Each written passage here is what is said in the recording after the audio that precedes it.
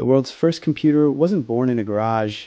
It was discovered at the bottom of the sea. Imagine a device 2,000 years old, so advanced that it shouldn't exist, a piece of technology so far ahead of its time that it took humanity another 1,500 years to even begin to catch up. This is the story of the Antikythera Mechanism, the most mysterious and sophisticated artifact ever recovered from the ancient world. Our story begins in the year 1901, off the coast of a tiny Greek island called Antikythera. A group of sponge divers, seeking shelter from a violent storm, decided to explore the nearby waters. What they found was a treasure trove from a bygone era, a Roman-era shipwreck littered with stunning bronze and marble statues, pottery, and coins. But amongst these obvious treasures lay a strange, corroded lump of bronze, about the size of a large book. It was brought to the surface with the rest of the haul, but no one knew what to make of it. For decades, it sat in the National Archaeological Museum in Athens, largely ignored.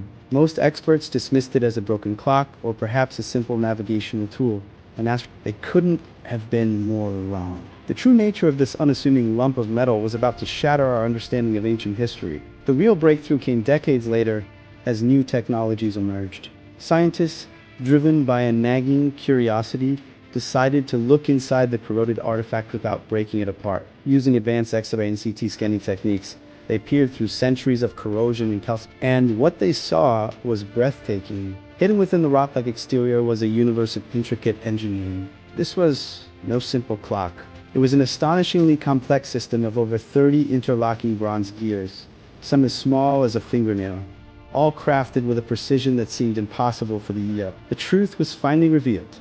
They were looking at a highly sophisticated astronomical calculator, an analog computer built 2,000 years before the digital age. The Antikythera Mechanism was a miniature cosmos, a mechanical model of the heavens. So, what did this incredible device actually do? Its genius lies in its functions, all controlled by a simple hand crank on the side. When turned, the complex gear trains would spring to life, moving a series of dials and pointers on the front and back of the device. The front dial was the zodiac, mapping the Greek constellations, pointers for the sun, the moon, and the 5 planets known to the ancients: Mercury, Venus, Mars, Jupiter, and Saturn would move across this dial, accurately tracking their positions in the sky for any given date. It was a portable planetarium, but its capabilities went even further. On the back, 2 large spiral dials revealed even more incredible functions. One dial was a lunar calendar that could predict both solar and lunar eclipses with stunning accuracy. It accounted for the complex elliptical orbit of the moon, a concept so advanced it was once thought to be a discovery of Johannes Kepler in the 17th century. The ancient Greeks had apparently mastered it 1,600 years earlier. The other spiral dial tracked a different kind of cycle, one just as important to Greek society, the 4-year cycle of the Panhellenic Games, including the most famous one of all, the Olympics.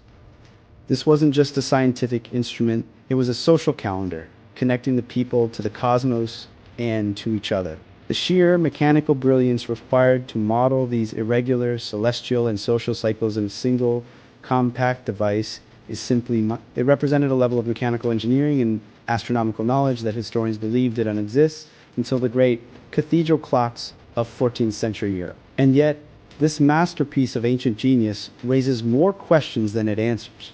The biggest mystery of all is, who created it? The shipwreck is dated to around 65 BC, but the mechanism itself is likely older. From around 150 to 100 BC, theories point to some of the greatest minds of the Hellenistic world. Could it have been the legendary inventor Archimedes, who was known to have built similar, though likely simpler, devices? Or perhaps the great astronomer Hipparchus, who worked on the island of Rhodes and made groundbreaking discoveries about the precession of Eve? A feature also included in the mechanism, we simply don't know for sure. The maker's signature is lost to time, and that leads to an even more profound puzzle. Why is it the only one?